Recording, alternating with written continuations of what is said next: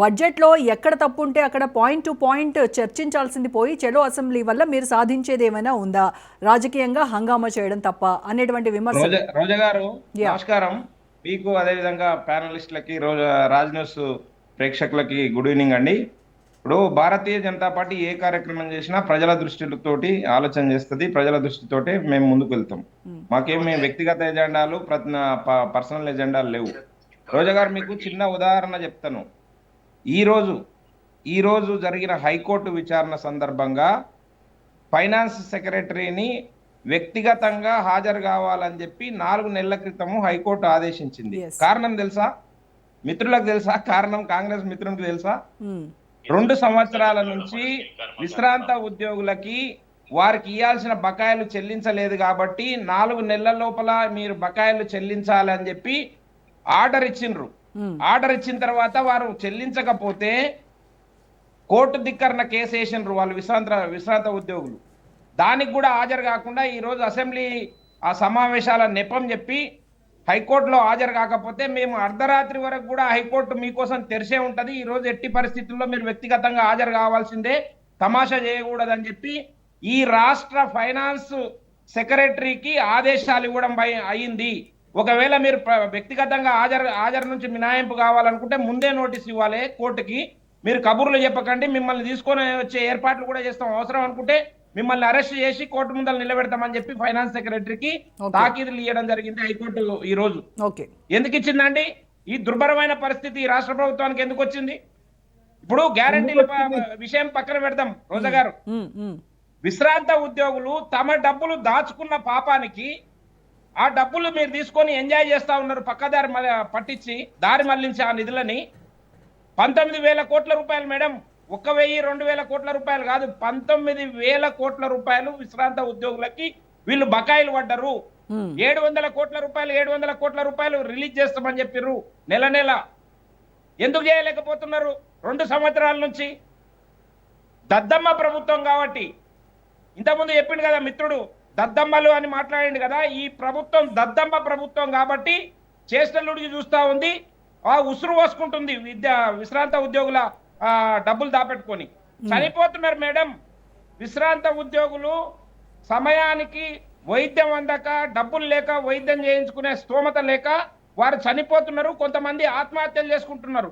80 మంది విశ్రాంత ఉద్యోగులు ఇప్పటి వరకు ఈ 2 సంవత్సరాల కాలంలో చనిపోయినరు. ఎవరు బాధ్యత వహిస్తారు? రేవంత్ రెడ్డి గారు, ఘనత వహించిన రేవంత్ రెడ్డి గారు ఏం చేస్తున్నారు?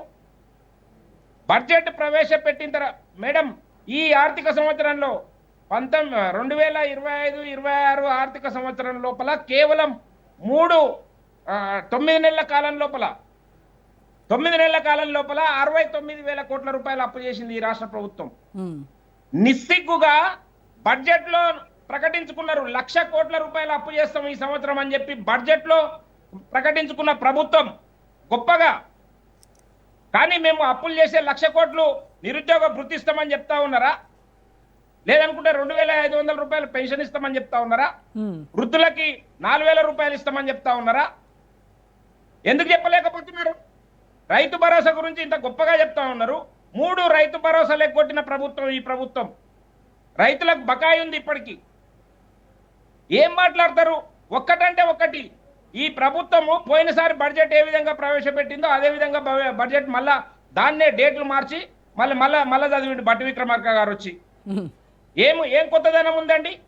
ఎక్కడ బాధ్యత తీసుకున్నారండి? ఒక్కటి, మీరు సంవత్సరానికి మీరు బైబిల్, ఖురాను లేదనుకుంటే భగవద్గీత అని చెప్పారు కదా మీ ఎన్నికల మేనిఫెస్టో. సంవత్సరానికి 20,000 కోట్ల రూపాయలు బీసీలకు కేటాయిస్తామని చెప్పారు కదా. గడిచిన బడ్జెట్, అంతకుముందు బడ్జెట్, ఈ బడ్జెట్ 3 బడ్జెట్లో మీరు కేటాయించిన నిధులు ఎంత? బీసీలకి ఖర్చు పెట్టిన నిధులన్నీ 5,000 కోట్లు చూస్తలేదా ప్రభుత్వం? ప్రజలు చూస్తలేరా? తెలంగాణ సమాజం చూస్తలేదా? మీరేమన్నంటే ఎదుటి వాళ్ళని ప్రతిపక్షాల పైన దుమ్మెత్తి పోసి బుల్డోజ్ చేసుకుంటా ముందుకు పోవడం కోసం ప్రయత్నం చేస్తా ఉన్నారు. నిస్సిగ్గుగా మాట్లాడుతూ ఉన్నారు. మేము అన్ని చేసినాం, అన్ని గ్యారెంటీలు అమలు చేసినామని చెప్పి. ఏం గ్యారెంటీలు అమలు చేసిర్రు? ఎక్కడ గ్యారెంటీలు? మేడం విచిత్రమైన విషయం తెలుసా? వీళ్ళు 200 యూనిట్ల కరెంటు, అది 200 అదేంది మన గ్యాస్ సిలిండర్ కి 500 రూపాయలు సబ్సిడీ ఇస్తామని చెప్పిర్రు. 5 నెలల కాలం నుంచి గ్యాస్ ఏజెన్సీలకు బకాయి పెట్టిర్రు మేడం. ఆరోగ్యశ్రీకి నిధులు లేవు, ఆరోగ్యశ్రీకి బకాయిలు పెట్టిండ్రు. సరే, ఇక్కడ తెలంగాణ రాష్ట్రాన్ని ప్రశ్నిస్తున్నటువంటి బీజేపీ నాయకులు మరి కేంద్రం ఇచ్చినటువంటి హామీల గురించి కూడా మాట్లాడదామా దిలీప్ ఆచారి గారు? మేడం నేనేమంటున్నా అంటే ఇప్పుడు మీరు చర్చ పెట్టింది ఈ బడ్జెట్ గురించి, రాష్ట్ర ప్రభుత్వం ఖచ్చితంగా కాంగ్రెస్ నాయకులు మిమ్మల్ని అదే అడుగుతారు. ఖచ్చితంగా మీరు నిరుద్యోగం గురించి మాట్లాడితే మీరు ఇచ్చినటువంటి ఏటా 2 కోట్ల ఉద్యోగాల పరిస్థితి ఏంటి అని ఖచ్చితంగా వాళ్ళు డెఫినెట్ గా వాళ్ళు అడుగుతారు. మేడం రోజా గారు నేనేమంటున్నానంటే, మీరు ఈ ప్రభుత్వంలో మీరు 6 గ్యారంటీలు 100 రోజుల్లో అమలు చేస్తామని చెప్పి బట్టి విక్రమార్క గారు అయితే మీడియా ముందుకు వచ్చి ఒక కార్డు చూపించి దీన్ని భద్రంగా ప్రత్యేకంగా అపురూపంగా దాచుకోండి, 100 రోజుల్లో మేమే మీ ఇంటికి వస్తాం, ఆ కార్డు తీసుకుంటాం, మీకు 6 గ్యారంటీలు ఇచ్చిపోతామని చెప్పిర్రా లేదా మన అందరి ముందర? దాన్ని అడగాల్సిన బాధ్యత ప్రతిపక్షాల పైన ఉందా లేదా? అందుకనే ఈ రోజు అసెంబ్లీ ముట్టడి చేసినాము. ఎందుకు అరెస్ట్ చేసిర్రు? ప్రజాస్వామ్యం అని చెప్తా ఉంటారు కదా. రాత్రి నుంచి వేలాది మంది బీజేపీ కార్యకర్తలను ఎందుకు అరెస్ట్ చేసిండ్రండి? రాష్ట్ర వ్యాప్తంగా గృహ నిర్బంధం చేసిర్రు, ముందస్తు అరెస్టులు చేసిర్రు, వాడికి రాకుండా మొత్తం బారికేడ్లు పెట్టిర్రు, అసెంబ్లీ చుట్టుముట్టు అష్టదిగ్బంధనం చేసి మీరు అసెంబ్లీని నడుపుతారా? ఇది ప్రజాస్వామ్యమా? మీరు ఒకవైపు ప్రజాస్వామ్యం గురించి రాజ్యాంగం బుక్కు జేబులో పెట్టుకొని తిరుగుతారు కదా, ఇదేం ప్రజాస్వామ్యం? ఎక్కడికక్కడ అరెస్టులు చేసుకుంటా మా రాష్ట్ర అధ్యక్షుడు రామచంద్రరావు గారిని ఇప్పటిదాకా అరెస్ట్ చేసి ఇప్పుడు వదిలిపెట్టిర్రు. ఇది మీ ప్రజాస్వామిక పాలన, ప్రజాపాలన? మేమేమడుగుతున్నాం మేడం? మీరు చెప్పిర్రు ఆశల పల్లకిలో ఊరేగించిర్రు, మీరు 2 లక్షల జాబులు ఇస్తామని చెప్పి జాబ్ క్యాలెండర్ ప్రకటిస్తామని చెప్పారు కదా. గదే 60,000 ఉద్యోగాలు చెప్తారు. 2 కోట్ల ఉద్యోగాలు ఏమయ్యాయి దిలీప్ గారు? 2 కోట్ల ఉద్యోగాలు ఏమయ్యాయి? 2 కోట్ల ఉద్యోగాలు ఏమయ్యాయి? నరేంద్ర మోడీ గారు చెప్పినటువంటి మాటలు నౌకరీ. One second, నుమాన్ గారు let him finish. నుమాన్ గారు మాట్లాడేటప్పుడు నేను మాట్లాడలేదు కదా. ఒక నిమిషం నుమాన్ గారు కంప్లీట్ చేయనివ్వండి. ఆచార్య గారు కంప్లీట్ చేసిన తర్వాత మీరు మాట్లాడండి. మిగతా 3 మీకు చూపిస్తున్నాయి, మీరు అది గుర్తుపెట్టుకోండి. మీరు రోజా గారు నుమాన్ గారు ఒక్క నిమిషం అండి, ఒక్క నిమిషం. వారు మాట్లాడిన సందర్భంలో నేను దిలీప్ ఆచార్య గారు కంప్లీట్ చేసిన తర్వాత అర్ధ సత్యాలు చెప్తే నేను వినుకుంటా కూర్చున్నా. Yes. తెలంగాణ సమాజం మొత్తం రాజ్ న్యూస్ ప్రేక్షకులందరూ వినుకుంటా కూర్చున్నారు. మా వాయిస్ పోతా ఉంటే ఎందుకు మీరు ఒక నిమిషం ఆగండి. నుమాన్ గారు కంప్లీట్ చేసిన తర్వాత మీరు మాట్లాడండి దయచేసి. నేను కంప్లీట్ చేస్తాను. ఒక 10 సెకండ్లో కంప్లీట్ చేస్తాను. చెప్పండి. నేను 10 సెకండ్లో అన్ఇంటరప్టెడ్ గా కంప్లీట్ చేస్తా. నేనేమంటున్నానంటే, మీరు 2.5 సంవత్సరాల కాలం జరిగిన తర్వాత కూడా గడిచిన బీఆర్ఎస్ ప్రభుత్వం గురించి నెట్టడం కోసం ప్రయత్నం చేస్తారు.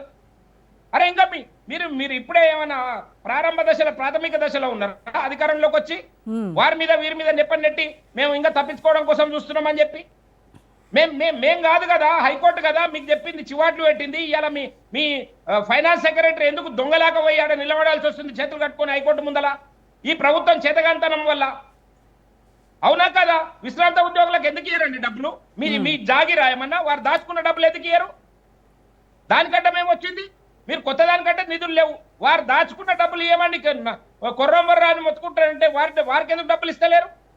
కనుక మేము ఏమంటున్నామనంటే, ఈ ప్రభుత్వము చాతగాని ప్రభుత్వము అన్ని విషయాల లోపల విఫలమైంది, ఫెయిల్ అయింది. కాబట్టి ఈరోజు అసెంబ్లీ ముట్టడి ద్వారా ఈ ప్రభుత్వాన్ని ముళ్ళుగారతో పొడసాలని చెప్పి అసెంబ్లీ ముట్టడి కార్యక్రమం పెట్టుకున్నాం భారతీయ జనతా పార్టీ.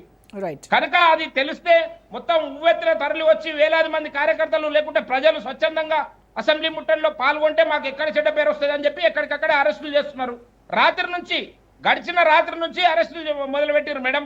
కరెక్ట్. ఎక్కడికక్కడ చిన్న పెద్ద తేడా లేకుండా మామూలు బూత్ స్థాయి కార్యకర్తల ఇళ్లలో పోయి కూడా తీసుకొని వచ్చి ఆ పోలీస్ స్టేషన్లలో పెట్టిర్రు. మీకు చాటి కాకపోతే దిగిపోండి, రాజీనామా చేయండి. ఎందుకు ఈ కర్మ మాకు? మిమ్మల్ని ప్రజలు నమ్మి ఓట్లేస్తే ఆ ప్రభుత్వం అవినీతి చేసింది, అక్రమం చేసింది, చక్కగా చేస్తలేదని చెప్పి మిమ్మల్ని తెచ్చిపెట్టుకుంటే ప్రజాపాలన అని చెప్పి ప్రజా కంటక పాలన చేస్తున్నారు. ఎక్కడ కూడా మీరు ప్రజలకు జవాబుదారిగా ఉండరా రోజా గారు? ఈ ప్రభుత్వం ప్రజలకు జవాబుదారిగా ఉన్నదా? ఎప్పటికి చూడు పంపకాల గురించి ఆలోచన చేస్తారు. భూములు అమ్ముదాం. ఎవడన్నా అరే పొద్దున్న లేస్తే ఏడ భూములు గుంజుకుందాం, భూముల గురించి తప్ప ఇంకొక కార్యక్రమం చేస్తున్నారా మీరు? హింటు పాలసీ తెస్తే భూములు ఉంటారు, లేదనుకుంటే మూసీని రివర్ ఫ్రంట్ అంటే భూములు ఉంటాయి దాంట్లో, లేదనుకుంటే 4th సిటీ అంటే భూములు ఉంటాయి దాంట్లో. ఎక్కడ భూములు లేనివి చెప్పండి మీరు? కేంద్రీకృతమైంది భూముల పైన. మీ దృష్టి మొత్తం భూములు అమ్ముకోవాలి, వేల కోట్ల రూపాయలు సంపాదించాలని ఆలోచన చేస్తున్నారు తప్ప Right, నుమాన్ గారు, ప్రజలకు ఇచ్చిన నుమాన్ గారు. గ్యారెంటీలను Yes, yes. అమలు చేయాలనే ఆలోచన ఉందా? దిలీప్ ఆచార్య ఎందుకు యా యా చేస్తలేరండి మీరు? రాజీవ్ చాలా యువ ప్రశ్నలు వికాసం అని సంధించారు చెప్పి మిత్రమా. ఒక నిమిషం, ఒక నిమిషం. రోజా గారు, Yes. చిన్న ప్రశ్నలే విషయం సంధించండి చెప్పి మీరు. జీవితం రోజా గారు, మొత్తం ఇంకో ఒక 40 చిన్న సంవత్సరాలు విషయం ప్రతిపక్షంలో చెప్పి ఉండండి. ముగిస్తా. ఆగండి. చిన్న విషయం చెప్పి ముగిస్తా. Yes, మిత్రమా, చెప్పండి. ఆగు. రాజీవ్ యువ వికాసం అని చెప్పి 5 లక్షల రూపాయలు నిరుద్యోగ యువకులకు ఇచ్చి మేము వాళ్ళ కాళ్ళ మీద వాళ్ళు నిలబడి బతికేటట్టు చేస్తామని చెప్పారు. అవును. మేడం, ఆశ్చర్యకరమైన విషయం ఏంటంటే ఆ యువకుల డేటా మొత్తం కలెక్ట్ చేసి సిబిల్ స్కోర్ బాగలేదని చెప్పి గ్రామ పంచాయతీ గోడల పైన ఆ యువకుల పేర్లు అంటించారు మేడం. వీళ్ళు ఒక్కరికంటే ఒక్క రూపాయి ఇయ్యలేదు, కానీ వాళ్ళను బజార్లకు ఎక్కించారు వీళ్ళకి సిబిల్ స్కోర్ బాగలేదని చెప్పి. ఇంకా ఇంత దారుణం ఎక్కడన్నా ఉందా చెప్పండి రోజా గారు? Yeah, ఈ yeah. ప్రభుత్వం చేసింది లేదు, ఆలు లేదు, చూడు లేదు. వాళ్ళు డిఫాల్టర్స్ అని చెప్పి గోడల మీద అతికిచ్చారు. మీరు కాదా డిఫాల్టర్స్? ఈ రాష్ట్ర ప్రభుత్వం డిఫాల్టర్ కాదా మేడం?